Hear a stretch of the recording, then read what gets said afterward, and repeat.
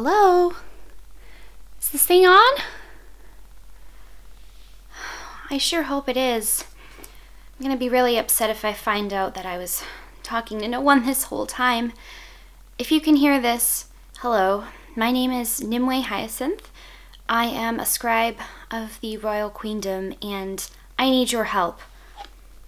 This is my demon. Well, it's not actually him. It just looks like him.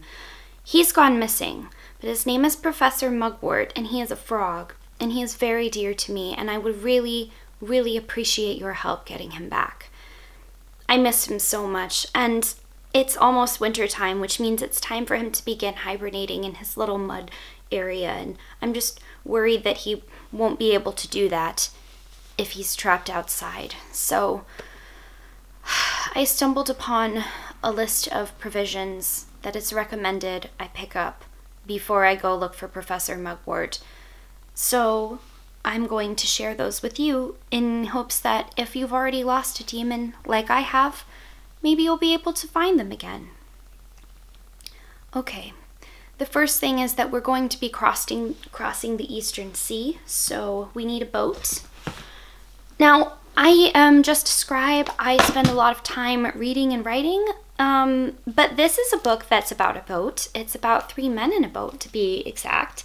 I found it in my library. It's a classic of humor. I tend to recommend this book a lot for people that just want a good laugh. I don't know how useful that'll be, but there we go. To be underdressed in Orc Eves is an offense. Wear something elaborately designed. I have just the book for that. That's called The Gilded Wolves. Just look at how pretty this cover is. It's a story about friends that are going on a heist together, and I cannot wait to hear more about those friends' adventures. Professor Mugwort and I like to go on adventures too. Hopefully we can continue that whenever he comes back. Next, we're going to need some wood to keep the Beacon of Hope lit. Now, this is a book that I haven't read yet, but I know it's all about forests and trees, and it's called The Overstory. In a forest, the overstory is one of the areas of growth of the trees, and it has these beautiful trees on the cover. That's wood. To work with the Serpentine Allegiance, I first need to master their language, speaking with dragons. Now, fortunately, Dragon is one of the languages that I took when I joined the Royal Scriptorium. Every scribe has to study at least 3 languages that they don't already speak. I, right now, can do Common, Elvish, Draconic. I'm working on Undercommon. I still can't get the accent right. And then I'm going to pick my 3rd language when I get to my final year of study. But fortunately, I was able to find this almanac, The World of Ice and Fire, that has 3 dragons on the cover, and it is the story of a powerful family of dragons that rules over a magical land known as Westeros. It's the story of the ups and downs of the great houses of Westeros, including the Targaryen dynasty, who are the ones represented by the dragons. And this definitely helped me a lot in my studies. Next, we tell the deers at Rural Haven that we're thankful with a gift of starlight. Now, what did I have for that? Oh, yes.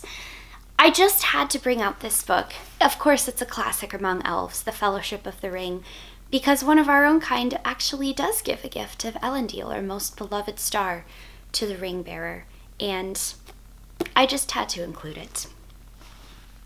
Next, we must lay flowers at Gravesend of those already passed. Fortunately, I have lots of flowers, and the girl who is the main character of this book really loves flowers too.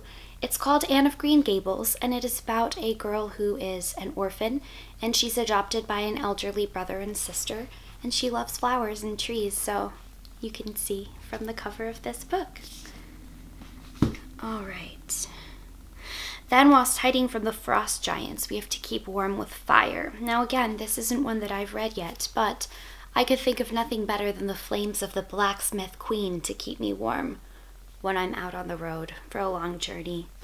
Professor Mugwort needs to be kept warm too. Frogs are very specific. They like to live at certain temperatures in certain ecosystems. I hope he's doing okay out there without me. Then we rebuild some of the desolate ruins with vines. Well, I have just the book for that. It's called The Essex Serpent. It's got everything: vines, flowers, a snake, a story of a mysterious cryptid in Victorian England. Definitely a classic. Then we must gather the bones of demonic residue.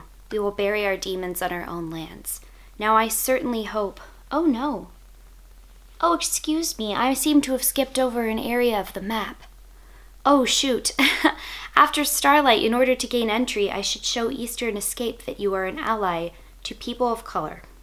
Well, I feel like that is the absolute minimum, but this is one of my very favorite POC authors. They write stories about people that live in a world where magic can be manipulated through threads that some people can see and pluck on them to affect reality, and it's wonderful. Let's see, we laid flowers at the grave, kept warm with fire, rebuilt with vines. Yes, now we're gathering the bones of demonic residue. Well, I hope that skulls will do, because Midnight Robber has skulls aplenty. This is a very intense story about a young woman who begins to learn of her identity and who she is because she adopts a mythical persona called the Midnight Robber. The last thing that we have to do for the Dark Shard, you will have to sneak. Cloak yourselves in a black robe. Well, what could be better than the stars and the blackness between them? This is a beautiful cover, features 2 black women as the main characters, and it even has it in the title. I haven't read this book yet, but I'm so looking forward to it. And as I go to look for Professor Mugwort, hopefully I'll be able to find him easily without too much trouble. If you see a little frog that looks like this, somebody please let me know. I would really appreciate it. I really want him to come back home safely to me.